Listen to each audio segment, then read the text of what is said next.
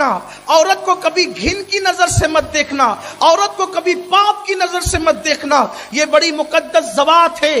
हर इंसान की, हर मर्द की तरक्की में किसी न किसी औरत का हाथ है। चाहे औरत माँ की शक्ल में हो, वो दुआ करती है और उसका हाथ तुम्हारी तरक्की में आता है। औरत बेटी की शक्ल में है, उसकी परवरिश की बरकत से तुम्हें तरक्की नसीब होती है। औरत बहन की शक्ल में है, उसको प्यार देते हो तो तुम्हें तरक्की नसीब होती है। और औरत बीवी की शक्ल में है तो उसके कदमों की बरकत से अल्लाह तुम्हें उरूज और तरक्की अता फरमाता है। फरमाया गया, अल्लाह जिसे नेक और वफादार औरत अता कर दे, गोया अल्लाह ने उसको दुनिया में जन्नत अता फरमा दी। अल्हम्दुलिल्लाह अला एहसानिही, ये सबको नेमत नहीं मिलती। ज़ालिका फदलुल्लाही युती मन यशा, अल्लाह जिसे चाहता है अपना फजल अता करता है। तो अल्लाह जब नेमत दे उसकी नाकदरी मत करो, अपनी अल्लाह ने दी हुई ये नेमत है इसकी कदर करो। और अगर बीवी जो है, बीवी जबान दराजी करे, बीवी नाराजगी का इजहार करे, बीवी खट्टी मिट्टी कुछ सुनाए,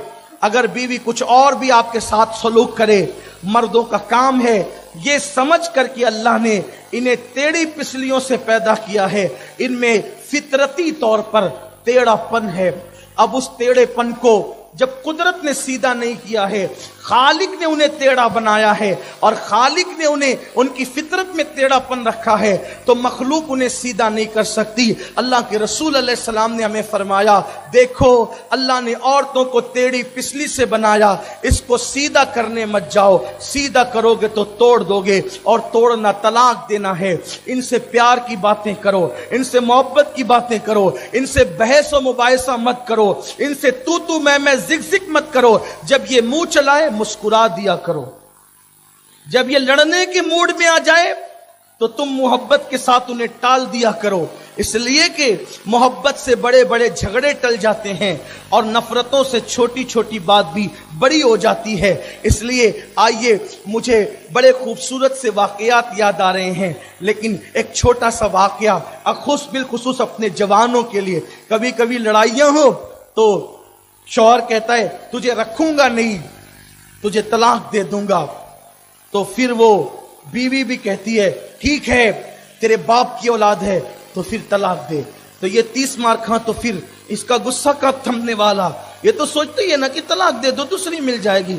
याद रखना, ठीक है दूसरी तो मिलेगी लेकिन ऐसी ही मिलेगी ये कोई गारंटी नहीं।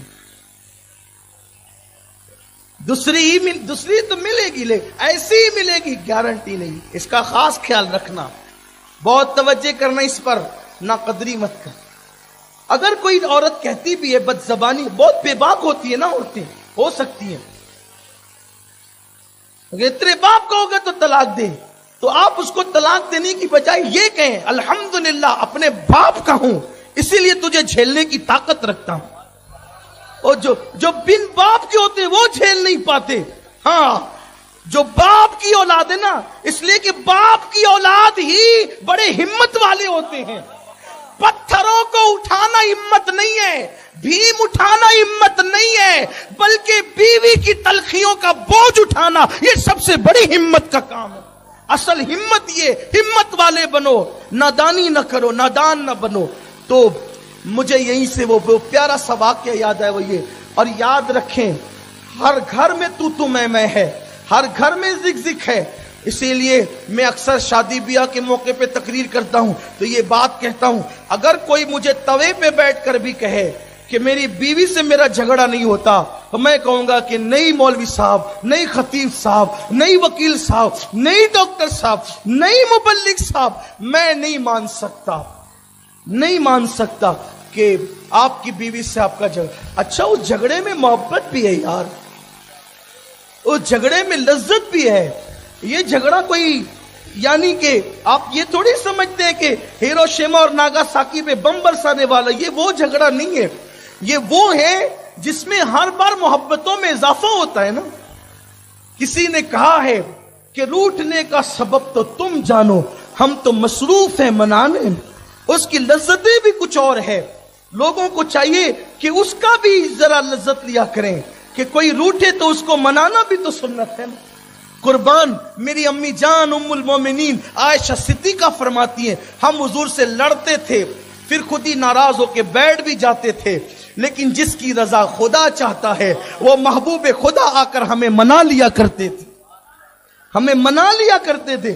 اور ایسی باتیں حضور ہم سے کرتے کہ ہم غصے میں بھی ہنس دیتے تھے. اس کا مطلب یہ ہے عورتوں کو بھی حق ہے کہ وہ غصے میں آئے. آپ ہی کے پاس دل نہیں ہے, آپ ہی کے پاس دماغ نہیں ہے, تھوڑا ان کو بھی دے موقع. اور یاد رکھیں جہاں غصے کا اظہار ہوتا ہے, میرا جملہ یاد رکھے, یہ میرا جملہ نہیں, اپنے بزرگوں کی بات کر رہا, میرا تو کوئی جملہ ہی نہیں ہوتا, میری تو کوئی تقریر ہی نہیں ہوتی, میری تو کوئی فکر ہی نہیں ہوتی.